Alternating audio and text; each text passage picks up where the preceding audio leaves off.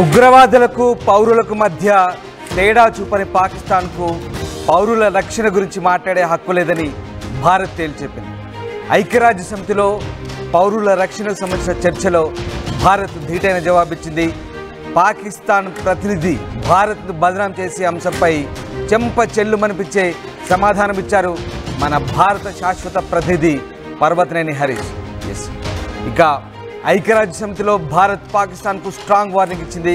కాశ్మీర్ అంశాన్ని లేవనెత్తిన పాక్ రాయబారి అసీం ఇఫ్తికర్కు సరైన జవాబిచ్చారు మన భారత శాశ్వత ప్రతినిధి. పాకిస్తాన్కు ఉగ్రవాదులు పౌరులకు మధ్య తేడా తెలియదంటూ హరీష్ వాదించారు. పౌరులే ప్రధాన లక్ష్యంగా పాకిస్తాన్ దాడులు చేస్తుందంటూ హరీష్ ఆరోపించారు. పహల్గామ్ దాడికి ప్రతిస్పందనగా ఆపరేషన్ సింధూర్తో పాకిస్తాన్లోని ఉగ్రవాద స్థావరాలు ధ్వంసమయ్యాయన్నారు. ఉగ్రవాదుల అంత్యక్రియలో పోలీసులు సైనిక అధికారులు పాల్గొనడం పాకిస్తాన్ ద్వంద్వ నీతిని బయటపెట్టిందన్నారు. భారత్ను విమర్శించే అర్హత పాకిస్తాన్కి లేదంటూ హరీష్ వ్యాఖ్యానించారు. కపట ప్రదర్శనలో పాకిస్తాన్ ఆరితేరిందంటూ విమర్శించిన పరిస్థితి కనబడుతోంది.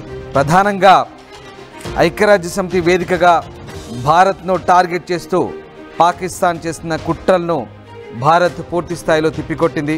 ఇక ముంబై దాడుల నుంచి మొదలుకొని ఇటీవలి పహల్గామ్లో అమాయక పర్యాటకులపై ఉగ్రవాదుల దాకా పాకిస్తాన్ కిరాతకాలను యునైటెడ్ నేషన్స్లో ప్రస్తావించింది భారత్. ఉగ్రవాదానికి వ్యతిరేకంగా అంతర్జాతీయ సమాజం కలిసి పోరాడాలని, ఉగ్రవాదులకు రక్షణ కల్పించే వారిపై కఠిన చర్యలు తీసుకోవాలని హరీష్ కోరారు. ఇక పౌరులు, మానవతావాదులు, జర్నలిస్టులు, మీడియా నిపుణులకు ఎదురవుతున్న ముప్పును పరిష్కరించాల్సిన తక్షణ అవసరాన్ని హరీష్ గుర్తు చేశారు. అదే సమయంలో మెరుగైన జవాబుదారీతనం యంత్రాంగాలకు పిలుపునిచ్చారు.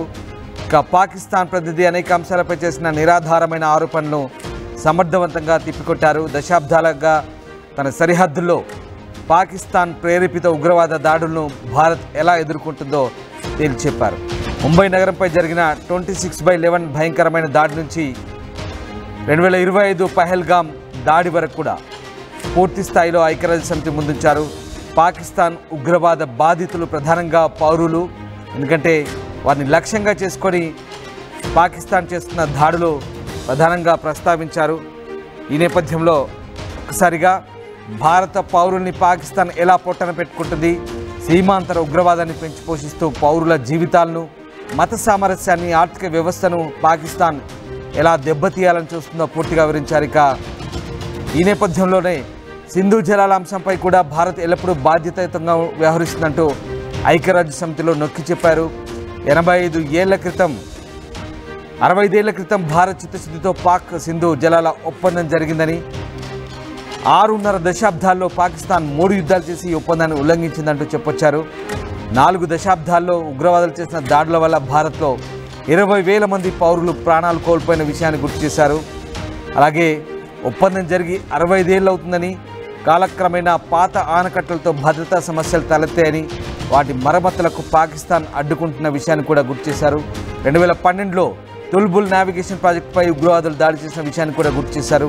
గత 2 ఏళ్లుగా ఒప్పందంలో సవరణలపై చర్చించాలని పాకిస్తాన్ను భారత్ కోరుతుందంటూ ఐక్యరాజ్య సమితికి వివరించారు. కానీ పాకిస్తాన్ మొండి వైఖరిని ప్రదర్శిస్తున్నట్టు మండిపడ్డారు. ఈ నేపథ్యంలోని సీమాంతర ఉగ్రవాదాన్ని పాకిస్తాన్ ఆపే వరకు సింధు జలాల ఒప్పందాన్ని భారత్ నిలిపివేస్తుందంటూ హరీష్ స్పష్టం చేశారు. అంతేకాకుండా సింధు జలాల ఒప్పందాన్ని ఉల్లంఘిస్తుంది భారత్ కాదని పాకిస్తాన్ అంటూ చురకలంటించే ప్రయత్నం చేశారు. మొత్తం మీద ఐక్యరాజ్య సమితి వేదికగా పాకిస్తాన్ను మరోసారి భారత్ ఎండగట్టింది. పాకిస్తాన్కు చెంప చెల్లుమనిపించేలా బుద్ధి చెప్పింది భారతదేశం.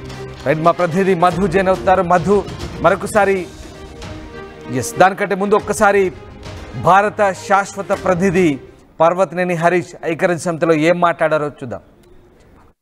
Mr. President, we are constrained to respond to the disinformation being carried out by the delegation of Pakistan with regard to the Indus Water Treaty.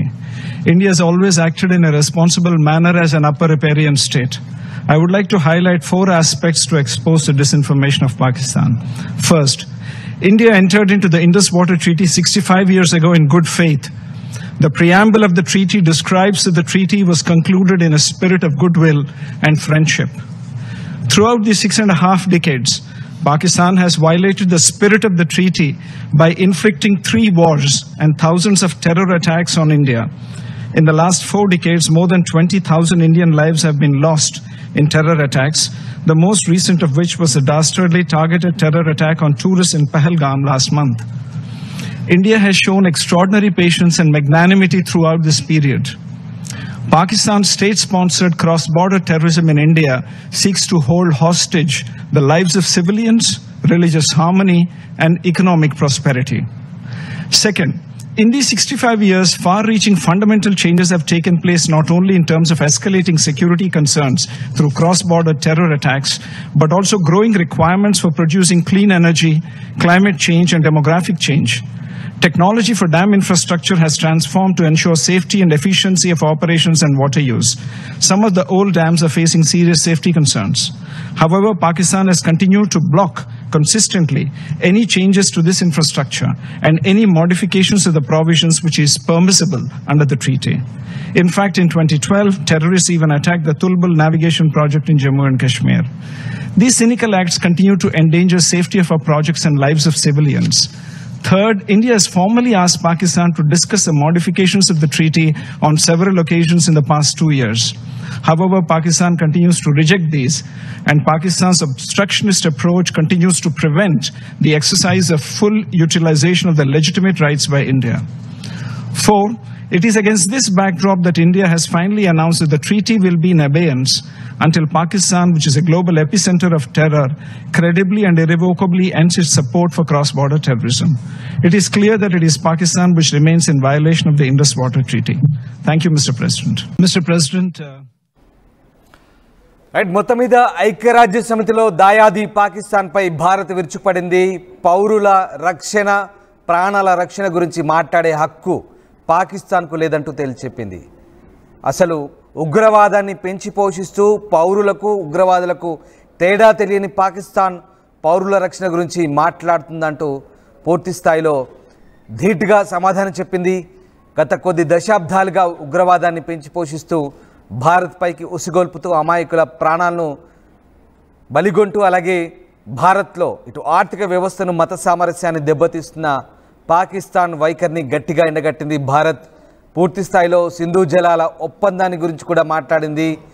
గత 6.5 దశాబ్దాలుగా భారత్ సింధు జలాల ఒప్పందానికి కట్టుబడిందని, అయితే ఇన్ని రోజులుగా దశాబ్దాల కాలంగా దాదాపు వేలాది సంఖ్యలో పాకిస్తాన్ ఉగ్రవాదుల చేతిలో భారత పౌరులు మరణించారని, మరి ఆ మరణాలకు జవాబు చెప్పాలంటూ భారత్ నిలదీసింది.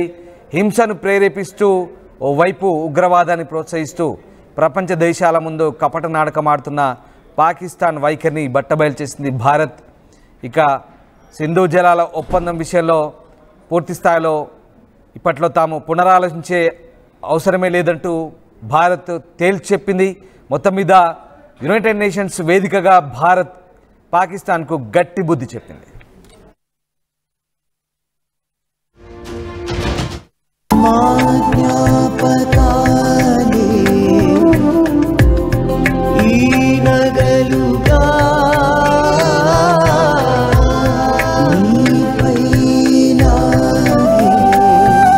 అమ్మాయి గౌరవాన్ని అమ్మలా కాపాడుతుంది. Gokulam signature jewels.